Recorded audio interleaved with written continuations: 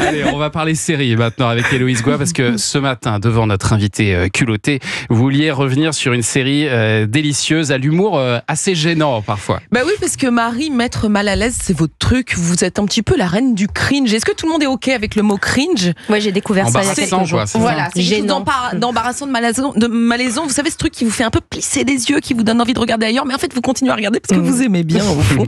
Parce que votre succès le prouve, Marie, les gens adorent être gênés, bousculés. C'est pour ça qu'on va parler d'un chef-d'œuvre du genre qui fête pile poil ses 20 ans, The Office. Les puristes le savent, Thomas, ne criez pas. La version originale de The Office est britannique, bijou grinçant de Ricky Gervais et Stephen Merchant. Magnifique. Alors honnêtement, je trouve que cette première version de 2001 est la meilleure parce que c'est celle qui va le plus loin dans l'humour très incorrect.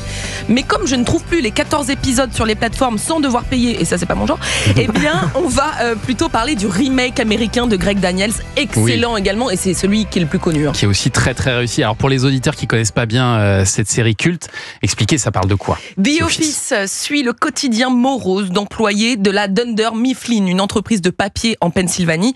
Alors si vous voulez comprendre le sens profond du mot cringe, il faut faire connaissance avec Michael, le patron, joué par Steve Carell.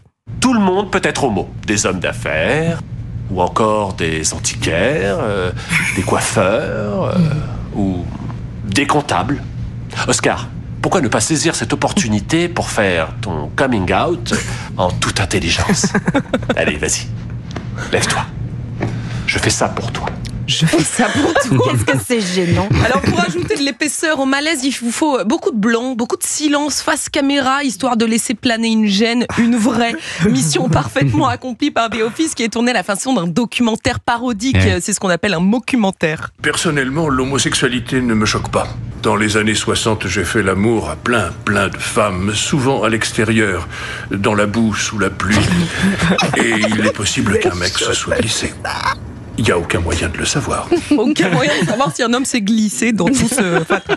Sachez que ce personnage vous dit ça en vous regardant droit dans les yeux. Vous en voulez génial. encore ? Ah oui. Alors, venez, plongeons un peu plus dans la gêne. Honnêtement, il y a au moins des milliards de personnes semblables à Kelly dans le monde. Et voici quelques Indiens célèbres. Apu de la famille Simpson, un Indien désopilant. Monsieur Night Shyamalan, Le Village, Incassable, Le Sixième Sens, Je vois des morts. C'est génial. Un Indien désopilant en parlant d'un personnage de dessin animé, ça m'a perdu.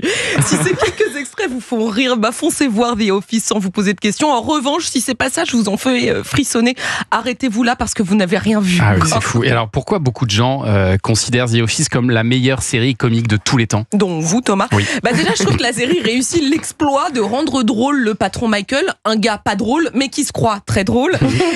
Mais pour moi, mais c'est ça qui est génial en fait. On se moque de lui. Mais pour moi, la série, c'est d'abord une merveilleuse ode à la normalité. On s'y retrouve à peu près tous. Les personnages sont plutôt médiocres, ils n'ont aucune ambition, ils ne sont ni beaux ni moches. Il se passe pas grand-chose dans leur vie et dans ce bureau. Et ce faux documentaire tourné avec 3 francs 6 sous repose donc énormément sur le casting extraordinaire et sur l'écriture, évidemment. La série fourmille de punchline. Tenez, on va faire un test. Je suis sûre que vous avez des répliques en tête. Anissa, est-ce que vous seriez capable de citer une réplique de The Office ? Alors, il y a une réplique que j'adore. Il découvre donc des petits gâteaux au bureau. Il dit des mini cupcakes. Donc c'est une version miniature d'un cupcake qui est déjà une version miniature d'un gâteau. Vous allez vous arrêter où là ? C'est très bon. C'est Thomas, votre série préférée. Vous avez forcément une réplique. J'en ai plein. Il y en a une où c'est le boss Michael, donc qui parle d'un de ses employés, Toby, qu'il déteste absolument. C'est toujours sa tête de turc. Et à un moment, il dit si j'avais un pistolet avec 2 balles et que j'étais dans une pièce avec Hitler, Ben Laden et Toby, je tirerais 2 fois sur Toby. Évidemment. Bon, je suis pas sûre qu'on puisse faire ce jeu des répliques avec beaucoup d'autres séries. Donc, à part si vous n'aimez pas sortir de votre zone de confort humoristique, courez sur Netflix ou sur Prime pour dévorer les 9 saisons de The Office. C'est magnifique. Je vous envie si vous n'avez pas encore vu cette série. Merci Héloïse Goua. Et alors, vous vouliez dire un petit mot aussi sur le prix européen du public ? Eh ben oui, la nouvelle édition du festival Cannes Série s'ouvre le 24 avril prochain. Europe 1 est partenaire. J'aurai la chance d'être à Cannes pour vous raconter raconter l'événement. Oh, t'as prévu tes rabs?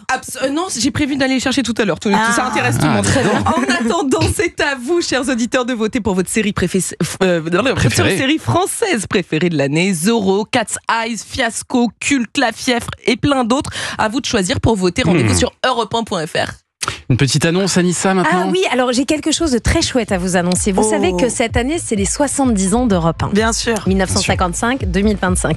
Et que cet anniversaire, on le célèbre tous les jours, tous ensemble, en vous offrant 70 ans de moments mémorables, de directs, de rencontres, de rires, de jeux, de musique. En fait, chaque jour, les auditeurs d'Europe 1 ont droit à un extrait de ces 70 ans et ils redécouvrent des moments extraordinaires.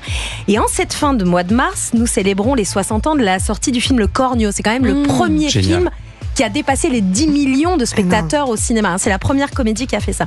Là, écoutez ce document exceptionnel. C'est la toute dernière interview de Louis de Funès. C'était sur Europe 1, le 27 décembre 1982, un mois avant sa mort, dans l'émission de Jean-Pierre Elkabbach. Vous avez eu du mal à enlever et votre bonnet et votre manteau. Pourquoi? Parce qu'il fait froid dans le studio? Non, j'ai peur qu'on me le fauche. Est-ce que vous nous promettez aujourd'hui de ne pas vous mettre en colère? Oh, je ne serai pas en colère, j'ai la trouille. Vous avez la Je serai très aimable. Voilà, cet extrait, c'est vraiment un extrait. Vous avez l'épisode tout en longueur. 70 ans d'Europe 1, c'est un podcast que vous retrouvez tous les jours sur europe1.fr et sur l'appli Europe 1.